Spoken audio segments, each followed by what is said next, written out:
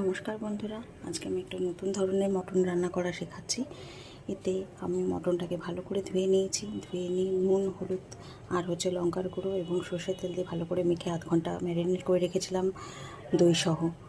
তারপরে তাতে কুচনো লঙ্কা, কুচনো পেঁয়াজ এবং আধা কুচনো এবং বেশি কুচনো দু ধরনের পেঁয়াজ কুচিয়েছিলাম, টমেটো এবং ক্যাপসিকাম সব কুচিয়ে ওতে ভালো করে মেখে আবার ম্যারিনেট করে রেখেছিলাম আধ ঘন্টা।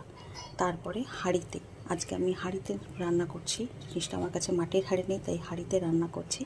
এতে হাঁড়িতে আরেকটু কাঁচা তেল দিয়ে, ওপরে সর্ষের কাঁচা তেল দিয়ে ভালো করে মেখে এটা আমি বসিয়ে দিয়েছি আদা বাটা আর পেঁয়াজ বাটার সাথে।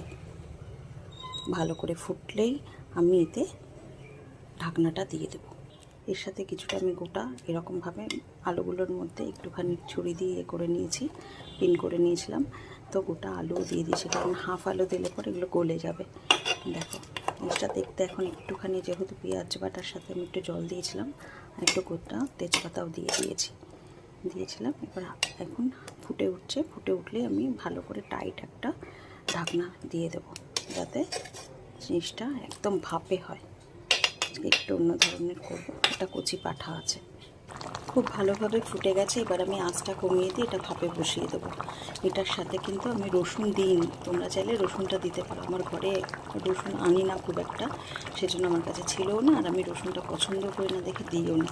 তোমরা কিন্তু রসুন দিতে পারো, এটা আমি স্কিপ করেছি, কিন্তু তোমরা দিতে পারো। এবার আমি এটাকে কমিয়ে দিলাম, কমিয়ে দিয়ে এটাকে ঢাকা দিয়ে দিলাম।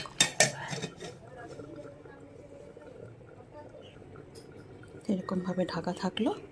এটা কিছুক্ষণ ঢাকা থাকার পর মোটামুটি আধ ঘন্টা মতো আমি এরকম সিমে রেখে দেবো। মাঝখানে একবার এসে একটু নাড়িয়ে নেবো, তাহলেই হবে।